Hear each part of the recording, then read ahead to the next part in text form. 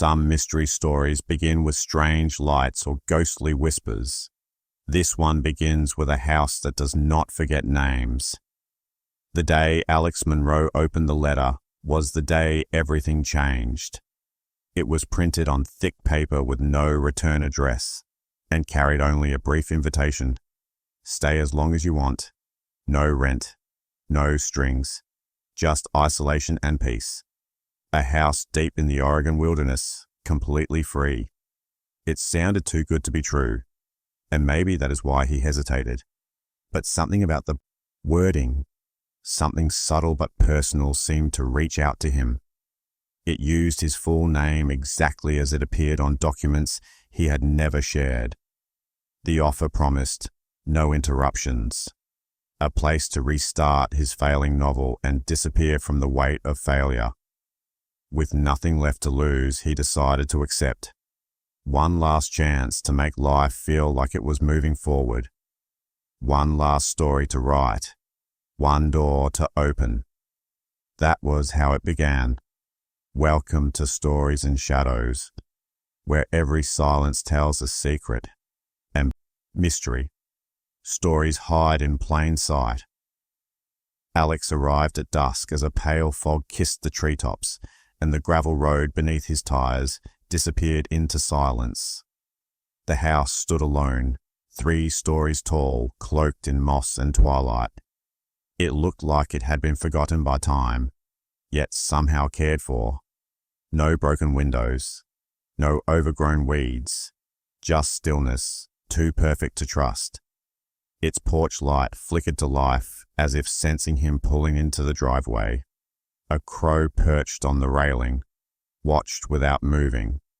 Not afraid, not curious, just present like it belonged here more than he did. The key was in a glass jar beneath the mat, exactly as the letter described. Inside, the air smelled faintly of old cedar and something unplaceable. A scent, not unpleasant, but heavy like dust that had memories. The furniture was antique and clean, covered in white sheets. The electricity worked. There was no Wi-Fi and no cell signal. But oddly, that didn't bother him. He had wanted escape, and this house delivered more than promised. Yet, as he settled in that night, he felt watched, not by someone, but by the house itself, like it had opened one eye just to see who had come. The second night, unease began to take root, not as fear, but as awareness. He noticed the grandfather clock in the hallway always pointed to 333, no matter the actual time.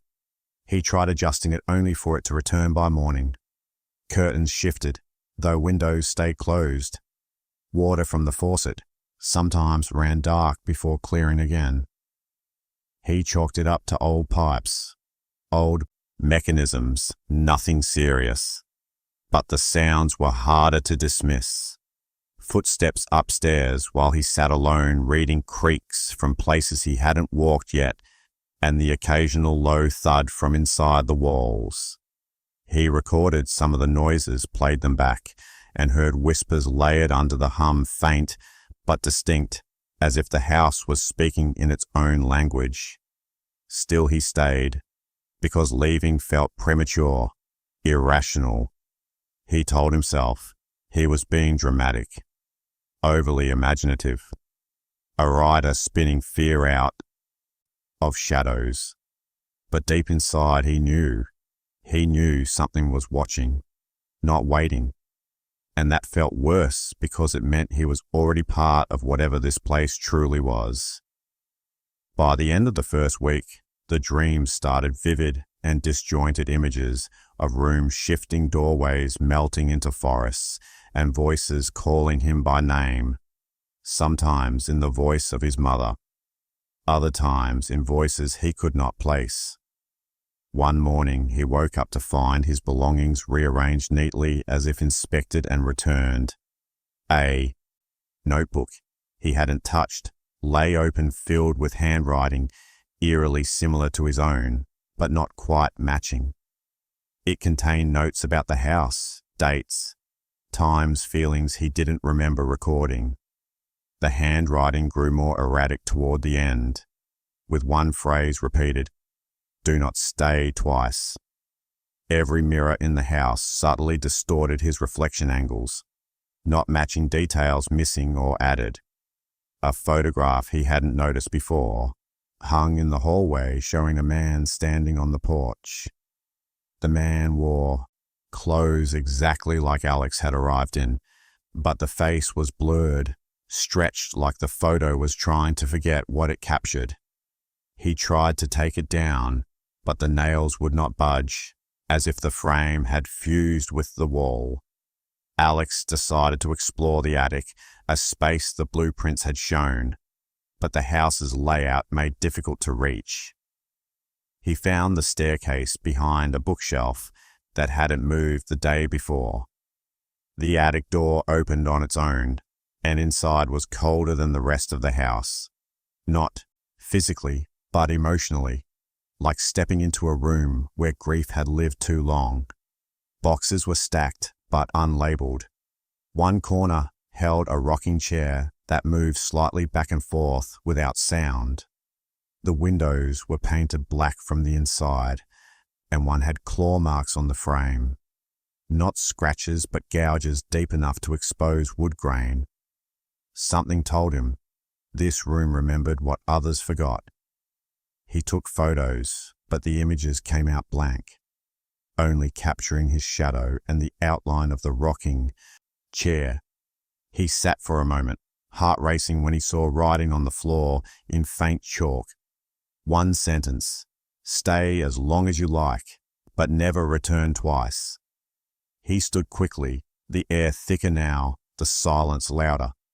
The house had spoken, and now he had to decide whether he was still only a guest.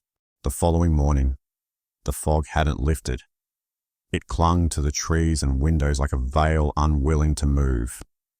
Alex stood on the porch, sipping lukewarm coffee, watching the gravel road that seemed shorter last night, but now stretched endlessly in both directions. No birds, no wind, no insects, only stillness. As he walked around the property, the silence grew heavier, like sound was being swallowed, not absent but denied. There were no footprints, not even his own staying in the dirt longer than a second. The mailbox stood crooked but empty, and the road itself bore no tire marks, as if his arrival had been erased. The nearest neighbor, according to the map, was 4 miles out, but Alex had yet to see signs of life, not even distant light or movement. The more he looked, the more he noticed things that didn't belong a doorframe, nailed shut on the outer wall of the house, leading to nowhere. The faint outline of a burnt circle beneath the grass near the back garden, and a tree that cast no shadow even when sun filtered weakly through the clouds. This place wasn't just forgotten, it was preserved intentionally, like a wound that never closed. That afternoon, Alex wandered into town, hoping for groceries or at least brief human contact. The drive felt longer than expected, winding through trees that never seemed to thin, and signs that repeated themselves. Welcome to Darrington population, 381. Then again, then again. When he finally arrived, the town was small, almost cinematic in its layout: diners, gas station, church, and post office, all facing the square. People were polite, but distant eyes tracking him too long or not at all. The woman at the general store smiled as she handed him change, but her fingers trembled slightly. The clerk at the gas station asked how long he planned to stay, and went silent when Alex mentioned the house. "No one stays there twice," the man muttered, almost too low to hear. When Alex asked what that meant, the man simply turned and walked away. Outside, a stray dog followed him to the car tail, low, but eyes urgent like it wanted to speak but couldn't. On the way back, the road twisted differently, despite no turns. Alex checked his phone for GPS, but it remained dead screen, frozen on yesterday's date, as if today was being denied. Back at the house, the lights flickered once, as if greeting him or warning him. Alex placed the groceries on the kitchen table and found the fridge already running cold despite being unplugged. There were unfamiliar items inside a jar of pickled eggs, half a loaf of rye, bread, none of which he had purchased. Each had a label with a date older than the house's listing date, according to county records. As he walked room to room, objects seemed to move again. A photo that had been in the hallway now sat on the mantel, a chair slightly turned toward the window. The air had weight again, not from dust or age, but attention. Like every wall was listening, storing, judging.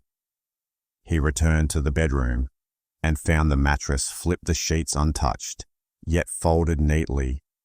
The notebook he had locked in a drawer was now open on the bed. New writing appeared, a different hand this time, angular and hurried. It said, "Who let you in, and why haven't you left?" The rocking chair from the attic had moved to the hallway directly across from the bedroom, its seat facing his door, as if something planned to sit and wait. Alex couldn't sleep that night. The house was too quiet and too alive at the same time. He sat in the living room with only a single lamp on, flipping through the notebook. Again, trying to trace the shift in handwriting, trying to find a pattern. In one entry, clearly not his own, someone had written, "She asked me to stay a second time, but she is not the house." The pages beneath that were stuck together but warm, as if recently touched, though he hadn't opened it all day.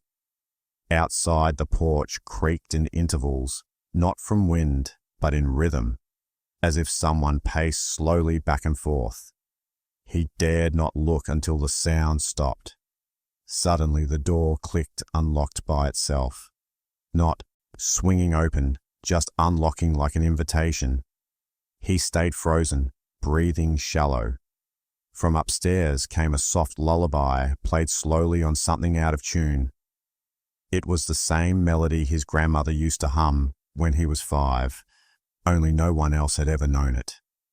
That night he dreamed of the house breathing in his sleep, its boards rising and falling like lungs, and something knocking gently from inside the walls, asking to be remembered.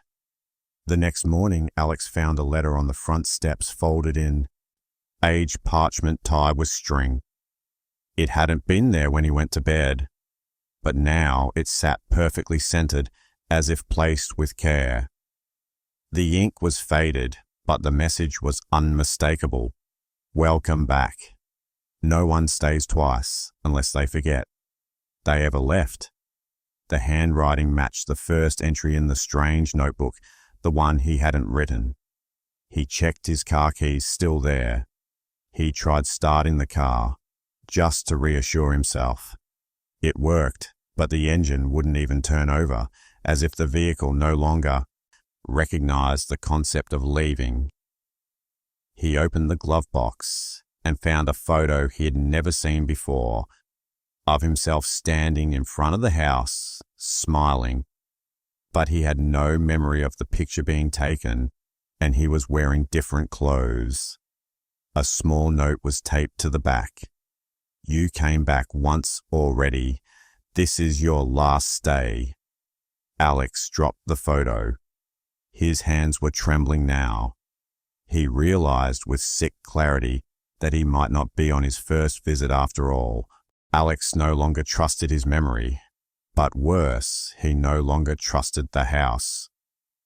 When he walked into the kitchen that morning, the floor tiles were a different color, faded checkered green instead of the rustic gray he remembered. The window faced east now, not north, letting in a dull morning light that cast long shadows across the walls. When he returned to the living room, The photo he had dropped the day before was gone, replaced by an oil painting of a faceless figure sitting in the attic rocking chair, wearing his jacket. The longer he stared, the more it seemed to shift its position slightly between blinks, as if catching up to his perception. He wandered from room to room, documenting every strange detail, but by nightfall even his photos began to warp. The picture he took of the guest room now showed furniture he had never seen: a crib in the corner, a mobile spinning slowly with carved wooden stars. He checked the room again, but it remained empty except for a faint lullaby that drifted in for a few seconds before vanishing. The house was rearranging itself, or perhaps remembering a version of itself he wasn't supposed to know. That evening, Alex discovered something carved into the inside of the closet door in the master bedroom, faintly etched beneath layers of old paint. It read, "They never told me the second stay was mine forever." Below it were dozens of tally marks scattered unevenly, like someone had kept count, then lost the order. Some were fresh, the wood lighter, others worn by time. He scraped away more paint and found initials, AJG, carved deep enough to cut splinters into his fingers. Those were his initials, but not in the order he used professionally. He hadn't signed that way since childhood. Suddenly his vision pulsed, and for a second he felt 6 years old again, hiding in a closet just like this during a thunderstorm. He hadn't thought about that day in decades. He closed the door and stepped back, then noticed the mirror across the room no longer showed the closet at all, only a blank wall behind him. When he turned, there it was again, intact, real, but the reflection refused to acknowledge it. He began to understand this house was not haunted by ghosts. It was haunted by memory, and it had begun unearthing pieces of him he had buried long ago. The sounds in the walls intensified whispers, rising into voices low and desperate like old recordings trying to rewind themselves. Some repeated phrases over and over. Things like, "I only opened the door, and she said it would be different." This time, Alex placed his ear to the floorboards in the hallway and heard breathing slow and uneven, as if something lived just beneath him. When he knocked, the breathing stopped. When he whispered, "Hello," the walls whispered back, "It's your turn." At midnight, he followed the soft creaking above him and climbed the attic stairs again. This time, the door was open and the rocking chair was missing, but in its place sat a suitcase, dusty leather, buckled shut with a name tag reading, "A Monroe." He reached for it and the suitcase trembled slightly, not from movement but resistance, like the house itself hesitated. He opened it, and inside were clothes, not his, but aged replicas of his style, a journal and an envelope addressed to "Dear Me." He didn't remember ever writing it, but the handwriting was his. The letter read, "You left too soon last time. She's still waiting. Finish what you started before the house becomes part of you again." Sleep became impossible. His dreams were no longer fragmented but vivid and sequential, as if someone or something was forcing him through memories not his own. In one dream, he wandered the house in a different decade, dressed in clothes from the 1950s, watching as a woman cried in the kitchen slicing bread while shadows lingered behind her. In another, he stood in the attic beside a child who looked like him, but wasn't, their eyes blacked out and mouth stitched shut. The child pointed to the walls, which pulsed like lungs, and whispered, "This is where the forgetting begins." Alex awoke, covered in sweat, the journal from the suitcase open on his chest, a new entry added overnight. I will not forget again. Beneath the handwriting was a sketch of the house viewed from above, but the layout was different. 9 rooms in a spiral, none of which matched the current architecture. When he walked the halls that day, he noticed turns he hadn't seen before, doors that once led to closets, now opened into stairwells that looped back. It was becoming a maze, not just physically, but mentally, and he was beginning to lose track of what was real. That night, he found something hidden beneath the fireplace. A trapdoor covered by soot and old stone tiles wedged perfectly to avoid detection. He pried it open and descended a narrow staircase of old wood and rusted nails. The basement was larger than expected, with walls of bare stone and shelves lined with objects wrapped in cloths. He unwrapped one, a broken doll with no eyes. Another a Polaroid of an unfamiliar family, standing beside the house, looking terrified, not smiling. He found an old reel-to-reel tape recorder still running the tape, flapping endlessly between 2 spools that had no power source.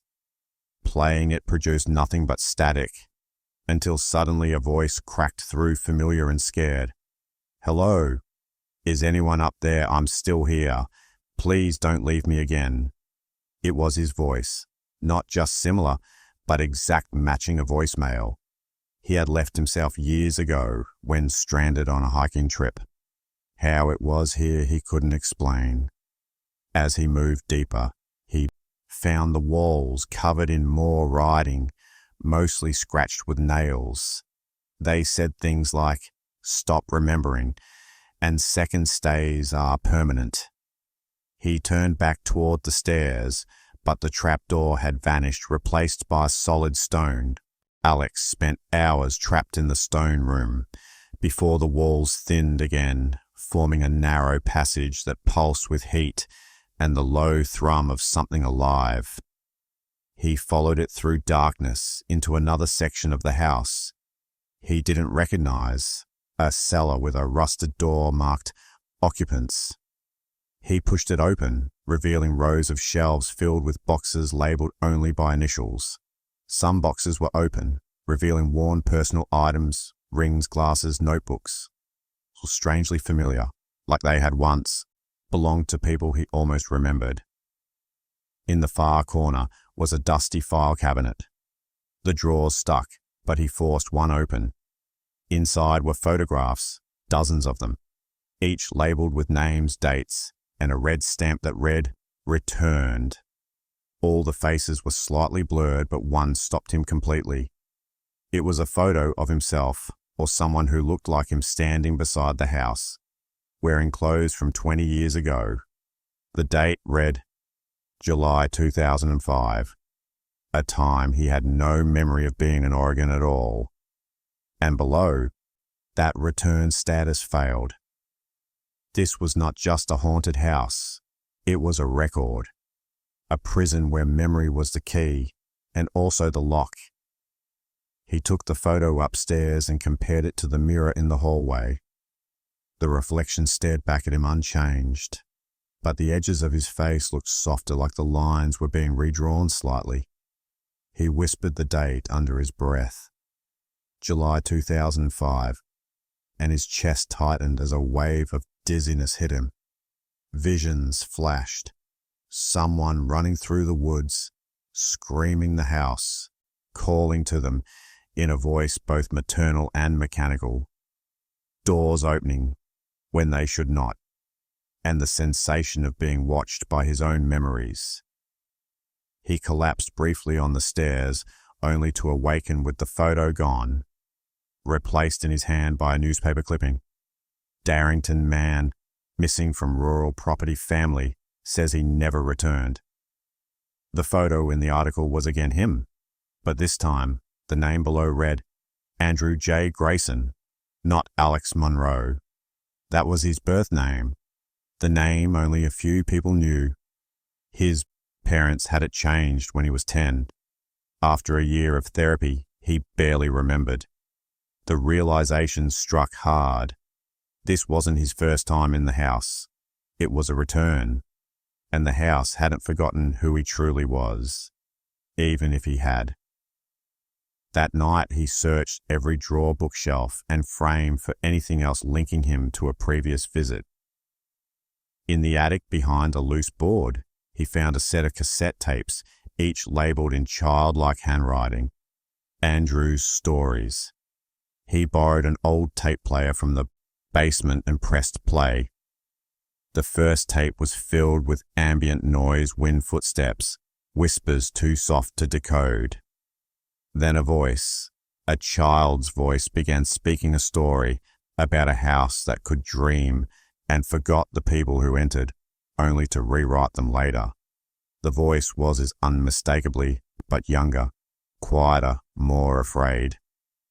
In the background, another voice whispered, "Good boy, keep telling them." The second tape had no voice, only a piano melody played haltingly the same tune from the lullabies.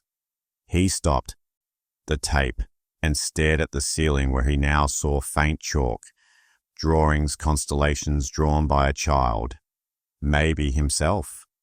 Each symbol matched a page from the journal in the suitcase. The house had been training him, preparing him like a story that needed to be remembered exactly, or it would start over again. Each failed visit meant another rewrite, another trap. Alex took the journal outside, hoping the fresh air might offer clarity. But the property line felt smaller now, the trees closer, as if the house had grown outward. One of the older paths behind the shed now led to a fence he hadn't seen before, made of old doors, each nailed shut with writing carved into their surfaces. I stayed and forgot. I forgot and returned. I returned and stayed again. One door swung slightly in the breeze, and behind it was a pair of boots, positioned as if someone had just stepped out of them. Beside them a chain with initials carved. AJG. It was his again from childhood. He had worn that very necklace, once lost during a camping trip. He touched the chain and remembered the night it disappeared. A voice telling him, "Don't be scared, we just want you to stay."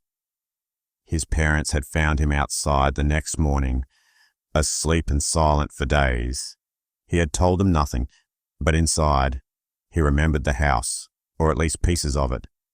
That lost time wasn't trauma, it was return, and this was the third visit, not the second.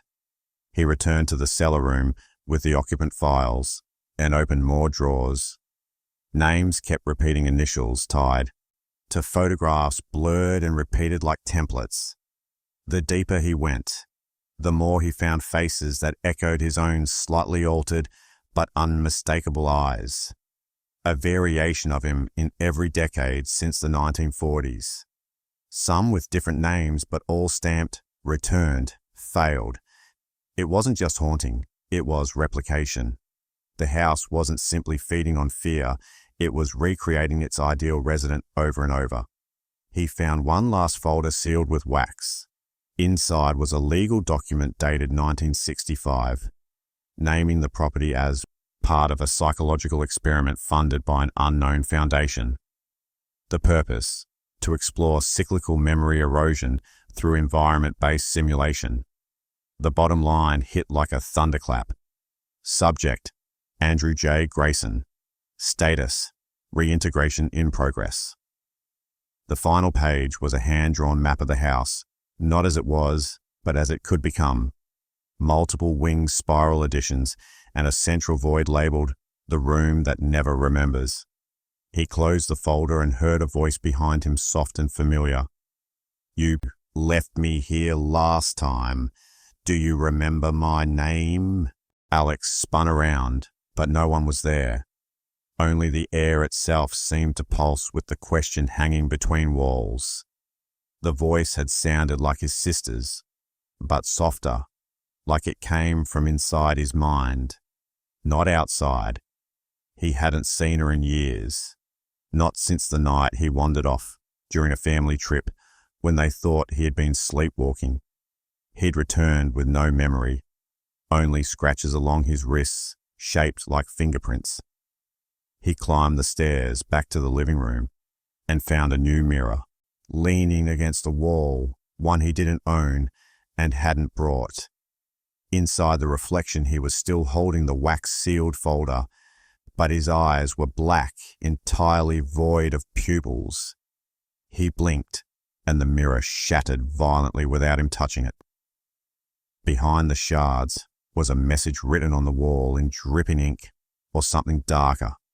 It read, "You stayed once and left unfinished. Now the house finishes you." Alex backed away, heart pounding. Something had shifted not just around him, but inside him. The house wasn't just reacting, it was asserting itself, like an immune system rejecting a foreign body. It recognized him not as guest, but as infected memory returned. That night he made the decision to leave. He packed the notebook, the tapes, the folder, and the photo. Everything that might prove he had been here before, or at least prove he hadn't imagined it. He walked out to his car, only to find it running, engine purring, calmly door, already open like it was ready for him. He hadn't touched the keys yet. They were still in his pocket. As he stepped closer, the headlights flicked off and the engine died. The battery was fine, but the car now refused to start. No matter what he did, it wasn't a mechanical failure. It felt more like the house had reasserted its claim. He tried walking the road, but it never turned. It only extended farther into a blur, and when he looked behind, the house was still the same distance away as when he started. He had been walking in place like a treadmill dressed in asphalt and trees. He returned in silence, heart hollow, and saw something new at the doorstep. A suitcase identical to the one in the attic, with a tag that read, "Your room is ready. This time, try to stay longer." Alex set the suitcase aside and went upstairs. The hallway now longer than he remembered.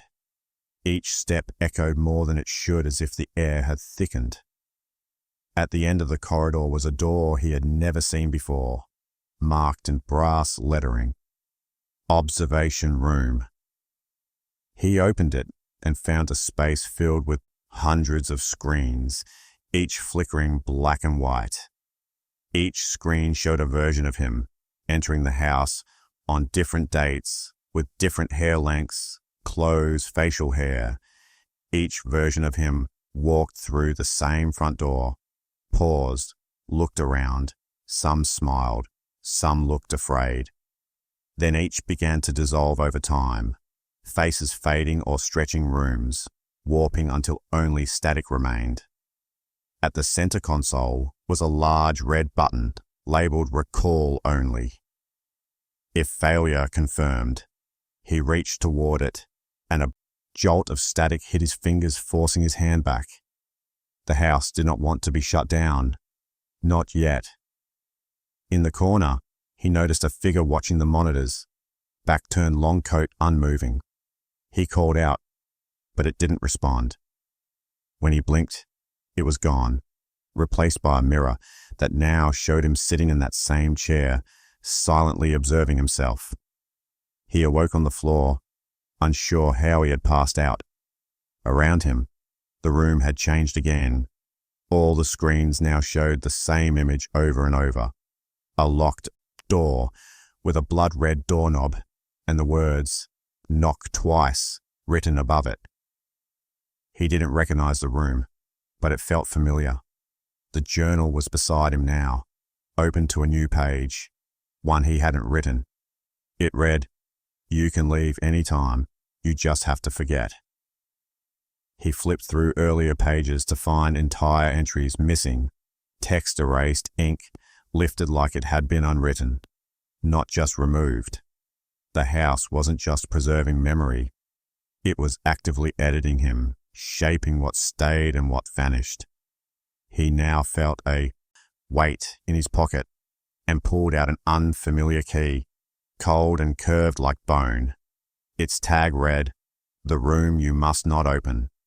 He didn't know where that room was yet, but the house did, and it was guiding him inch by inch closer, not by force, but through suggestion, fear, confusion, and erasure. Second stays weren't punished through pain. They were punished through gradual loss of identity until leaving no longer made sense, because there was no one left to leave that night. He heard knocking, 3 short taps, coming from beneath his bed, then silence, then 2 more, then 1. He waited, but nothing followed. When he finally dared to look, he found not a person, but a door, small and wooden, embedded in the floor where there had only been hardwood before. It was child-size with a red handle identical to the one on the screen earlier, etched with the phrase "Memory begins below." He opened it and descended into a space that was impossible. A replica of the house existed beneath the house itself, room by room, but colder, older, more decayed. Every photo frame contained his face in different decades, his name under different aliases, and every calendar was marked with only one recurring date, July 17th.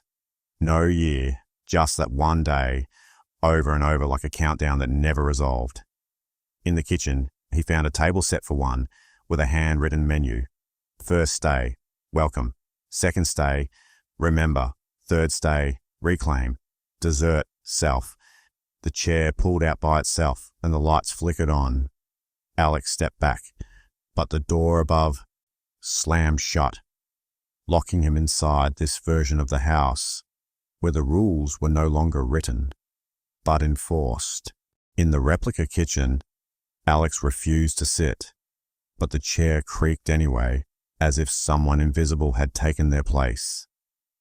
The table held food that looked freshly prepared, but the smell was all wrong, like dust and decay, dressed up as comfort, steam rising from a soup that shimmered slightly like oil slicks on water. He backed away, bumping into a cabinet that hadn't been there before. Behind him, the wall now featured a window revealing not the yard, but a hospital hallway flickering with fluorescent lights and a gurney rolling past by itself. His breath caught. This was a memory, but not his own. Not directly. It belonged to one of the others, one of the versions of him that failed to leave. A voice echoed from the dining room. "You never finished what you came to write." The sentence looped, growing louder, shifting into his own voice, then into his childhood whisper. When he opened the fridge, it was filled with blank pages, each page dated and signed by him, yet he had no memory of writing them. The house wasn't asking him to stay this time. It was asking him to become something that had always belonged here. Alex opened a new door in the basement replica and found himself back in the observation room. But this time, it was active, lit with soft golden light and filled with whispers. The screens no longer showed only him. They now displayed other residents, all sitting at tables like the one he had just seen, each frozen in loops, repeating small gestures, pouring coffee, tying shoelaces, blinking every 6 seconds. He recognized one face immediately.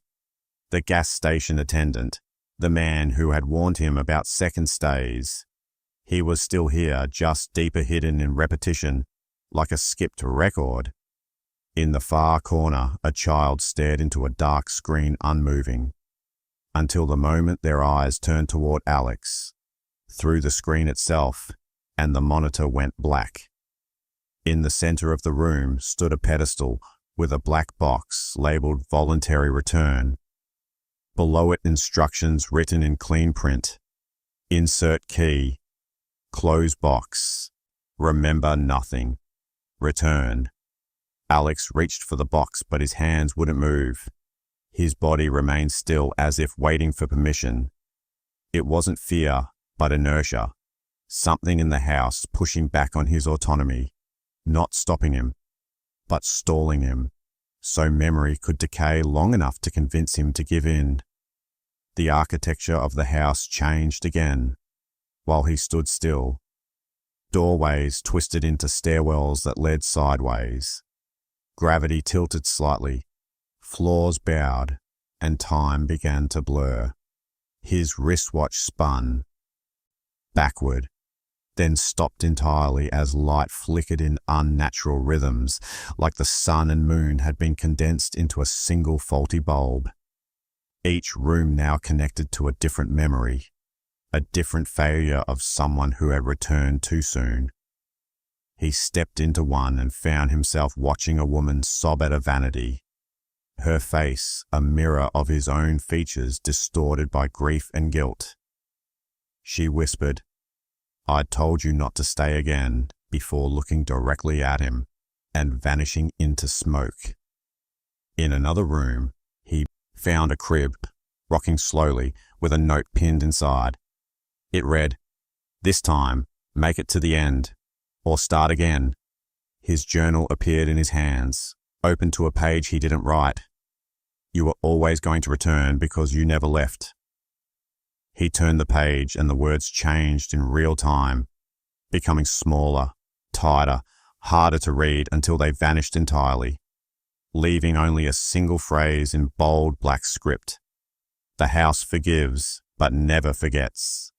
Alex began to see echoes of himself throughout the house, not just mirrors, but actual doubles, lingering at the edges of hallways, stepping into rooms ahead of him, leaving behind footprints and faint whispers.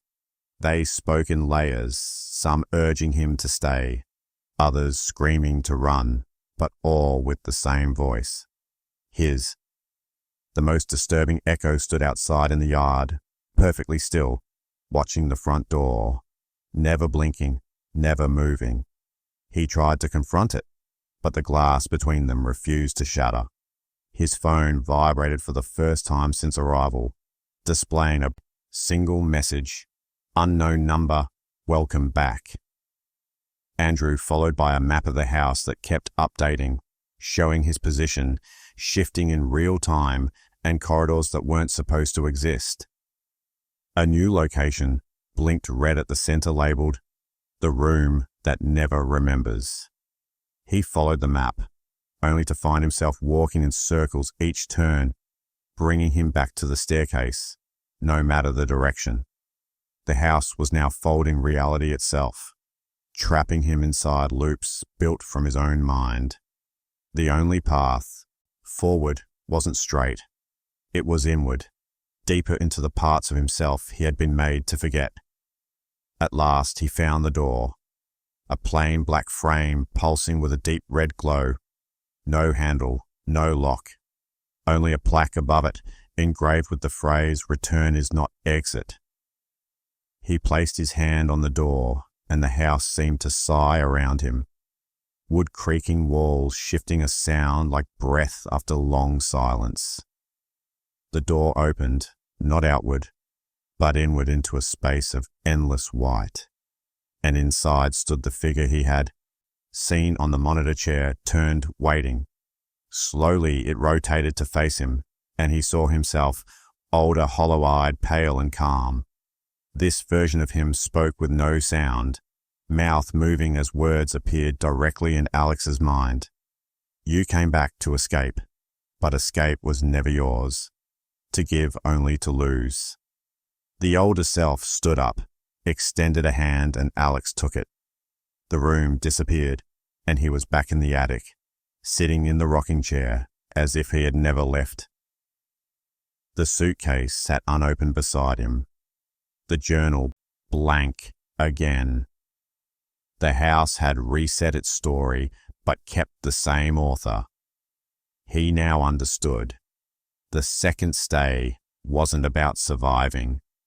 It was about replacing the one who didn't. Alex sat motionless in the attic rocking chair, staring at the blank journal in his lap. Though the pages were no longer blank, they filled slowly with words, not written by his hand, but by his presence. Phrases forming, as he thought them sometimes before he could even finish the sentence in his mind. Outside the windows, the sky no longer obeyed, time shifting between day and night in rapid flashes like a faulty projection reel. The floor beneath the chair pulsed rhythmically in sync with his breath, then his heartbeat, then something slower and deeper. The chair no longer creaked. It whispered, "Just stay. Let it be easy." Voices echoed from below the house, alive with movement, though he heard no doors open, no footsteps. The lights flickered, not as failures, but as blinks from the walls themselves. The air had become warmer, but not comforting, like being wrapped in something alive and ancient. The mirror across the room showed him younger, but sad eyes, darker skin, lighter hair, constantly shifting like a roulette of past identities cycling through every failed version that came before. He realized with growing horror the house wasn't remembering him. It was choosing which version it wanted him to become. Downstairs, the walls had started to speak, not in words, but in rhythms. The tap of a leaking pipe matched the melody of the lullaby he'd heard nights before. A crack in the ceiling shaped like a mouth pulsed in sync with the wind. Outside, nothing moved. No trees, no shadows, only static, as if the world had paused while the house continued. Within the kitchen, he found all drawers open, each utensil laid out as if preparing for a surgery, and beside them a note scrawled in graphite. "You are the patient now." In the hallway, dozens of frames hung without photos, only smudges and outlines shaped vaguely like him, wearing different expressions, hopeful, terrified, hollow. In the study, a typewriter clicked by itself, hammering out a single sentence over and over. "There's nothing to return to, only the next version." A new hallway appeared, where the stairs once were stretching deeper into darkness, every wall lined with shelves that held pieces of lives, labeled "Return Incomplete Hairbrushes," watches, children's drawings, all tagged Amon, or variations like a Muro, a J. Gray. The house had stored every version of him, and now waited for the moment to finalize which would stay. Alex wandered the new hallway, searching for a way back to anything real, but the architecture continued to betray logic. One moment he walked beside stone walls. The next he passed through hotel wallpaper, then wet tile like a hospital. Each door he opened led to a version of the same bedroom, but with slight variations. The painting over the bed different, the alarm clock showing different years each time. Sometimes there were signs of struggle, a broken lamp, a blood-stained pillow. Sometimes peace, as if the occupant had simply vanished. He opened one door to find himself sitting inside, calmly reading. But that version of him looked up slowly and said, "Stay longer this time. It's kinder." The door slammed before Alex could react, and when he opened it again, the room was gone, replaced by a wall of photographs, hundreds of versions of him, each time stamped with dates he didn't remember. And beneath them, one empty frame labeled "Current Occupant, to be confirmed." The meaning settled in like cold water in his bones.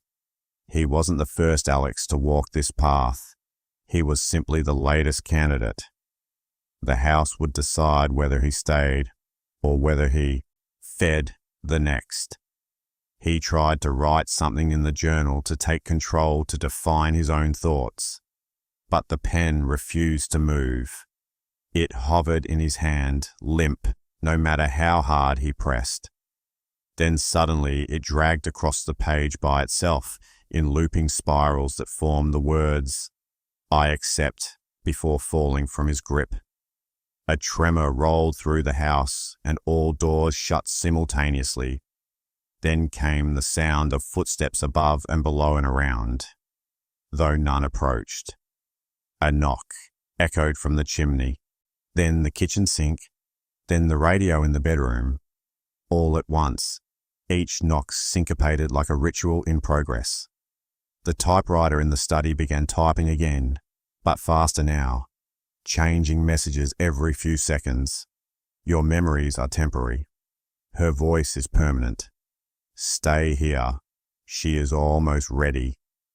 The word, she repeated again and again in different fonts, handwriting styles, sizes, until the pages spilled onto the floor. He followed the trail back to the attic, where the mirror now showed not just his reflection, but two figures behind him, one tall and feminine, one childlike, both faceless but breathing. He whispered aloud, "Who is she?" The house whispered back, "She's the part of you we kept." In a sudden moment of clarity, Alex opened the attic window and screamed into the silent forest, hoping someone, anything, would respond. But no echo came. No wind carried his voice, just absolute stillness. He turned to find the attic had changed again.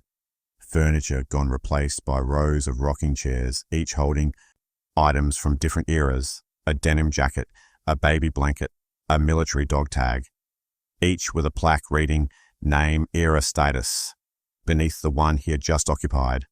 The plaque read, Alex Monroe, 2025, pending. His skin felt cold, not from temperature, but from recognition.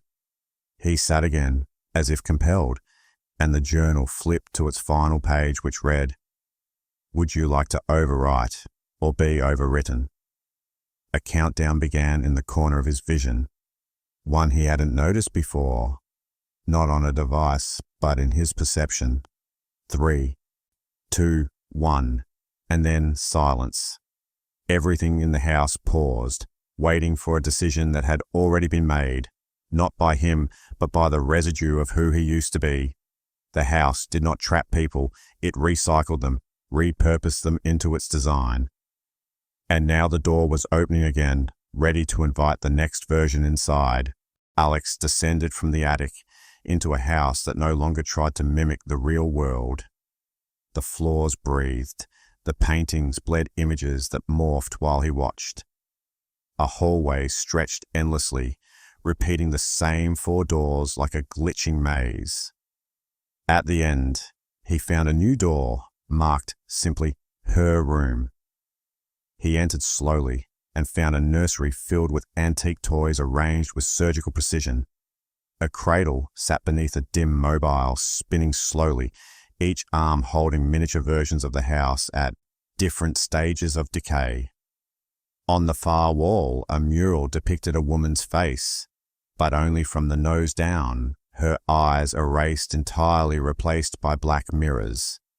When Alex looked into them, he didn't see his reflection, but memories, moments he had forgotten, moments not his.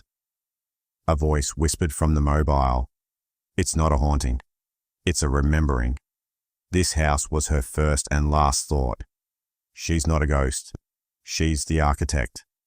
Alex backed away, heart pounding as the cradle began to rock. The voice continued. She built this place from broken people, and you are the last shard she needs to finish the pattern. In the center of the room stood a music box, shaped like a house, identical in architecture to the real one. As he wound it, a lullaby played, one he had heard in his dreams, but now recognized as the same melody his mother sang once. Only once, when he was very young. She had told him she hadn't learned it from anywhere. It just came to her. The melody triggered a memory, not from childhood, but from something deeper. A dream he used to have of a woman whispering through the walls when he was still in the womb. She had spoken to him in pulses and hums, and now the house echoed those same rhythms. The truths settled like dust in his chest. He hadn't returned to the house. He had been born from it.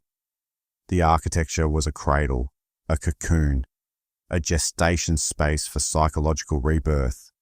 Every failed resident was a prior version of him, or of another, who had carried pieces of the whole, and she was not a ghost or a woman, but an intelligence, a sentient amalgamation of trauma, memory, and design, whose only need was continuity, through those who stayed long enough to dissolve. Alex stumbled into the next room, where documents were pinned to every wall. Blueprints, floor plans, psychological case files, all connected with red thread and handwritten notes. Each version of the house had existed for over a century, rebuilt in different forms across time, but always bearing the same core layout, always isolated, always rent-free.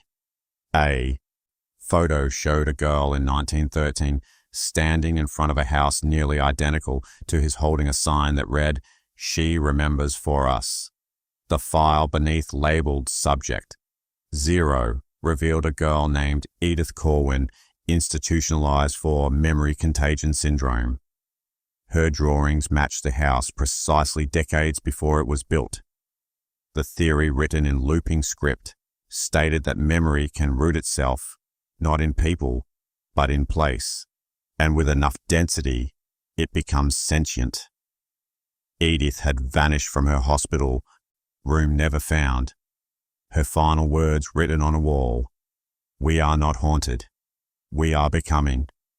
Alex turned to find a mirror, where the room's light dimmed and reflected not just himself, but Edith, her eyes now visible and black like glass. She whispered softly, "You're the first one to stay long enough to ask who I am." Alex asked aloud, "Why me?" and the house answered by opening every door simultaneously, revealing rooms from his childhood memories twisted slightly wrong. A birthday party with no guests, a school hallway that never ended, a hospital room with his name on every clipboard, each space filled with the version of him that had failed to integrate, that had resisted the truth. These weren't just hallucinations. They were identity fractures preserved in spatial form. The house showed him what it had always done: collect the incomplete pieces and rearrange them into something whole. The phrase on the walls repeated like breath: "I was not enough. I was not enough." Until you stayed. The house needed a core, a single consciousness to overwrite the prior experiments, and Alex was the last candidate. The journal returned to his hands, now filled to the final page. In his own voice, he read, "If you say yes, she rests. If you say no, you reset." And still the walls pulsed with her voice, soft as velvet. "We are one page from silence. Just write your name and be done." He stood in the final room, now stripped of furniture, mirrors, or screens. Only a single chair faced a stone wall where thousands of names had been etched, most half-erased, unreadable, weathered by time. But a space remained at the bottom, still blank. A chisel lay beside it, engraved with the phrase, "Leave by becoming, stay by naming." The lights flickered, and he saw himself standing on the other side of the stone, watching silently, holding the suitcase from his first day. The two versions of him now stared at each other, not as reflections, but as potential outcomes. One stayed, one left. The air vibrated as the house pushed the question into him, one final time. Stay and finish her, or leave and forget her entirely. He held the chisel and pressed its edge to the wall, and as he did, a soft wind moved through the room, like breath exhaling after years of waiting. The stone warmed under his hand, and the sound of lullabies faded into silence, just as the first letter of his name began to etch itself into the wall, not by force, but by consent. The first letter carved itself slowly. A. His hand trembled, but not from hesitation, from memory. Each stroke on the stone wall pulled a flash from deep inside faces. He didn't remember names. He never knew, all of them fragments that belonged to someone else, but now existed within him. He dropped the chisel, and the letters glowed briefly before fading, leaving the wall blank again. The house paused, as if stunned by his resistance. A low hum, built from the floor, rising like pressure from beneath. The room shook, not violently but rhythmically, like the house was breathing faster, reacting emotionally for the first time. A new voice emerged, layered over the lullaby, now unraveling like a torn hymn. She's breaking. You have to finish. The chair turned by itself to face him now, holding the suitcase again. But this time, it was open, revealing only a mirror inside and the words, "This is not a place. This is an equation." He looked into the mirror and saw every version of himself collapse into one image, then shatter. The house did not want him to choose freedom. It wanted him to resolve its unfinished formula by sacrificing identity for coherence. Alex stepped back from the wall and the ground beneath him cracked, revealing a spiral staircase that descended far below the foundation, made of raw stone and stitched wood, like a spinal column leading to something ancient. He followed the stairs downward each step, triggering visions of those who had come before, not in ghostly form, but as internal echoes. They whispered, regrets, secrets, warnings. One voice repeated, "You can't burn something that isn't real. You can only deny it." Oxygen. At the bottom stood a heavy wooden door, blackened with ash and surrounded by hundreds of burned-out candles. On its surface was carved, "The room that never remembers." He reached for the handle and felt immediate vertigo, as if memory itself tried to push him back. A final test. If he entered, he could lose everything, even the part of him that wanted to resist. But something behind the door pulsed like a heartbeat, slow and wet and constant. He pushed it open and stepped into a space that was both burning and underwater, a contradiction sustained by belief. In the center, a child stood with her back, turned hair, wet dress, smoking around the edges, whispering, "I just wanted someone to stay long enough to finish me." The child turned, and her face was not one, but many, layered like glass, with shifting expressions that flickered between fear, joy, sorrow, and rage. Her eyes locked onto Alex's, and every identity inside him flared in response. The house had built her from pieces, every guest, every version. She wasn't a person.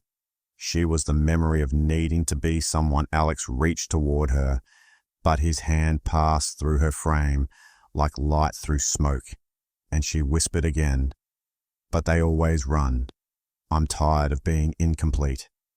He realized then that she was not asking for pity, but permission. She needed a host, not out of cruelty, but exhaustion. Her survival required consolidation, someone willing to end the cycle, not by destruction, but by embodiment.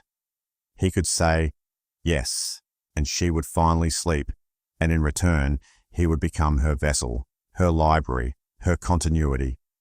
Or he could say no, and risk becoming another lost frame in the hallway upstairs, forgotten when the next one arrived.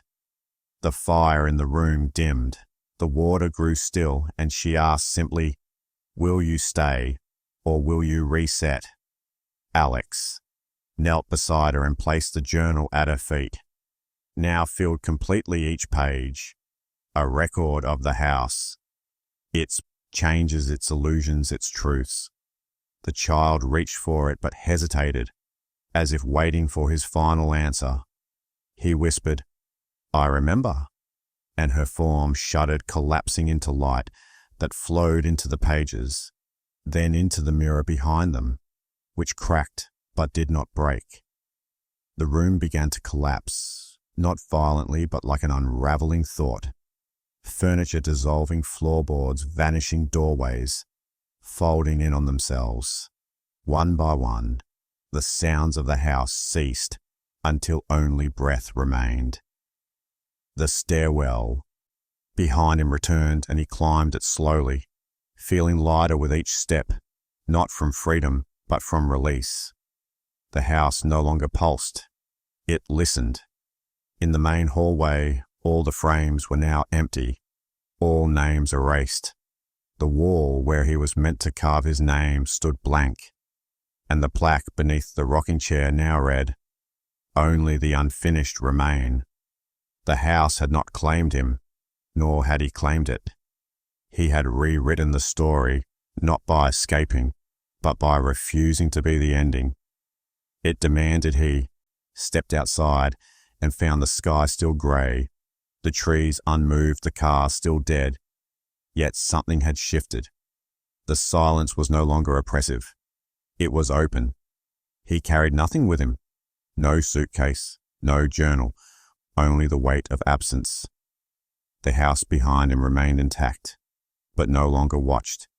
It had become dormant like a machine shut down awaiting new code. On the mailbox, a new envelope waited, this one addressed simply to whom she forgets. Inside was a blank page and a key with no label. He left them both and walked down the gravel road which no longer looped. It stretched forward into fog, but the fog no longer felt like a wall, only a veil. At the edge of the woods, he turned once, and the house blinked off its lights one by one like closing eyes. That was when he understood. The house had never been haunted. It had been waiting, not for screams, not for blood, but for someone to listen long enough to refuse its final line. He walked on memory, stripped, rewritten, not as the resident who returned, but as the first to leave unfinished by choice.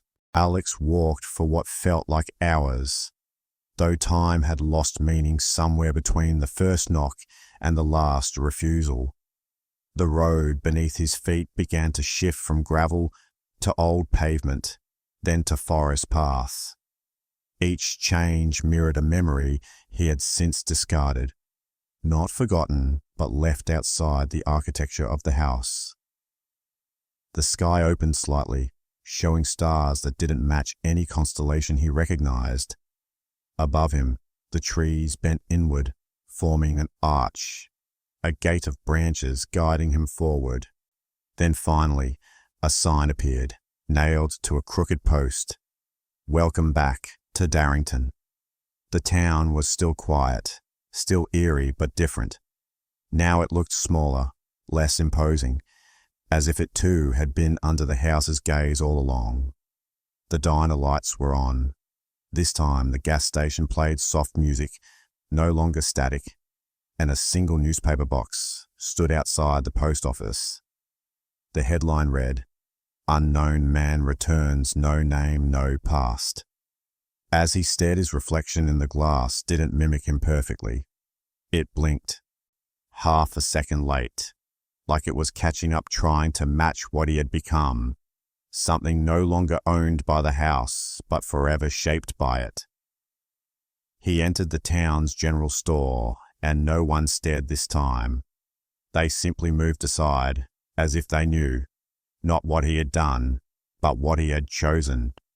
He bought a cup of coffee, and the clerk handed it over with a quiet nod, then placed a blank receipt on the counter.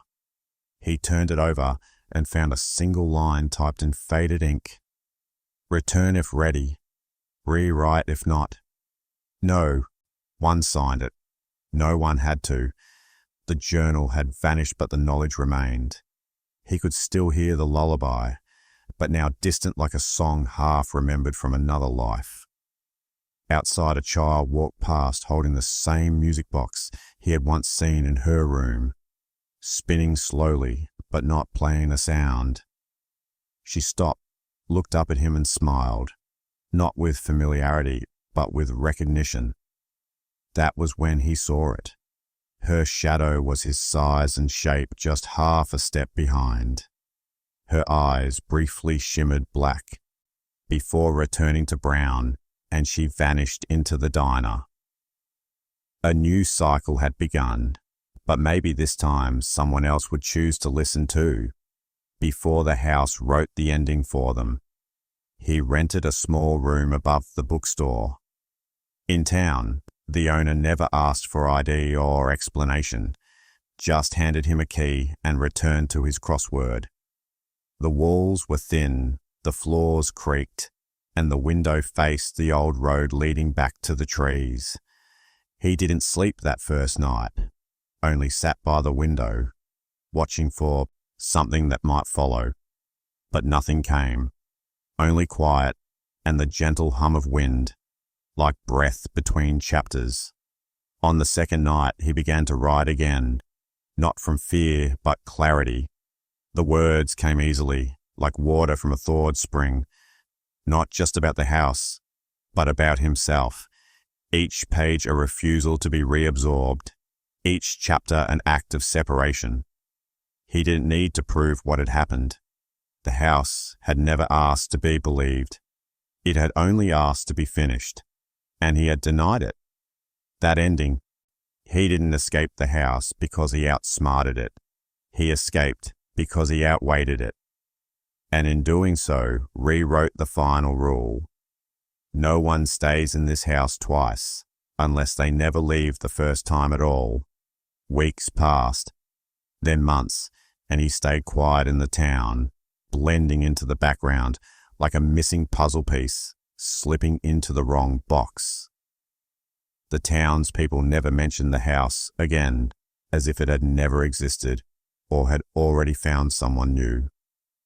Alex would sometimes walk to the edge of the trees, where the gravel faded, and stare into the mist that no longer scared him, just stood there like an unopened letter.